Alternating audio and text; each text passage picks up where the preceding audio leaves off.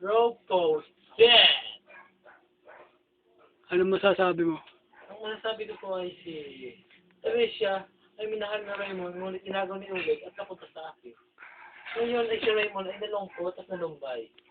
Ang masasabi ko ang cellphone ni Raymond ay naiwan sa kwarto ng isa kanyang kaibigan.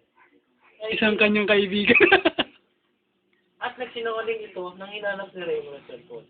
Kaya inalis ko na lamang ni Raymond sa tubig ang mga utang sa kanya ng kanyang mga kaibigan. Tapos na po ang aking masasabi. Si Raymond ay isang galang-galang na pamilya na anak ng konsihal. Ngunit binaboy na kanyang kuya at pinilitan ng kanyang espiritu. Dahil sa pamamalakad. Papakita ko to, gago ka. Pinasok na lahat ang mga illegal na gawain katulad ng fruit game collector. Nag-aral ng seaman at ang binagsakan ay isang masama na negosyo. Ay labag sa batas sa fruit game collector nga. Ang dating nursing ngayon ay naakit sa mga perang barya-barya. Kaya huminto sa kanyang pag-aaral para makaipon ng barya. At ubusin ang barya sa buong Pilipinas ng dalawang magkapatid, si Pugak at si Raymond. Ang tinutukoy natin, fruit game collector. Tapos na po. Si Consihal Sargent ay tatakbong kapitan sa 2010.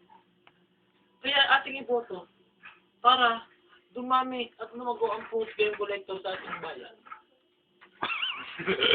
At asbok kayong lahat.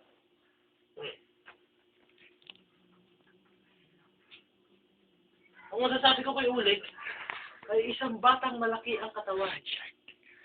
Ngunit utak pati.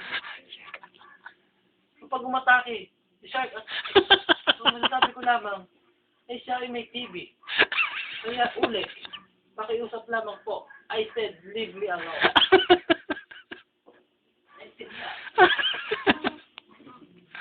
Ako, niltong po to.